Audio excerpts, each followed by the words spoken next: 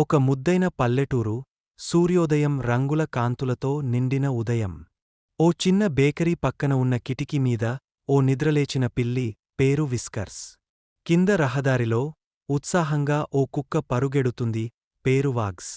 Viscous తల తిప్పి అతనిని ఆసక్తిగా చూస్తుంది. వాగ్స్ తన నోట్లో ఉన్న కడ్డిని పడేసి పిల్లి దగ్గరకు వస్తాడు. వారి కళ్ళు కలుస్తాయి.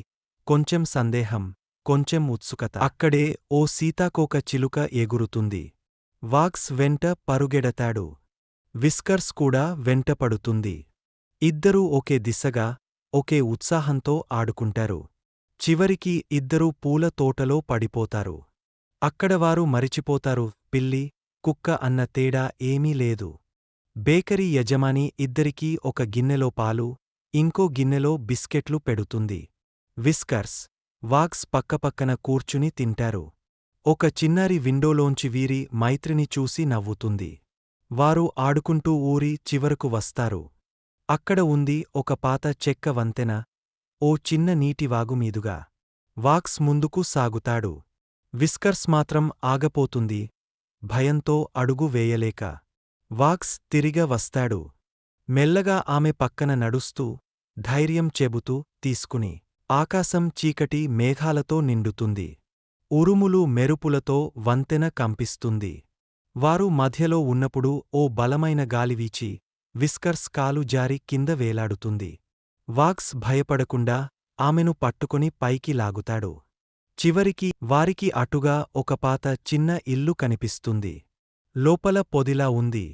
వర్షం బయట కురుస్తూ ఉండగా ఇద్దరూ గట్టిగా మమేకంగా కూర్చుంటారు. విస్కర్స్ వాగ్స్ మీద తల పెట్టి నిద్రపోతుంది. వాగ్స్ శ్వాస మెల్లగా వినిపిస్తుంది.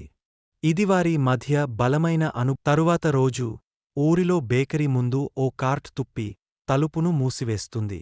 లోపల యజమాని చిక్కుకుపోతుంది. వాగ్స్ కార్ట్ను తోసేందుకు ప్రయత్నిస్తాడు కాని తలబడలేడు. విస్కర్స్ పైకి ఎక్కి మియావ్ చేస్తుంది. ఆ శబ్దం విని గ్రామస్థులు వస్తారు.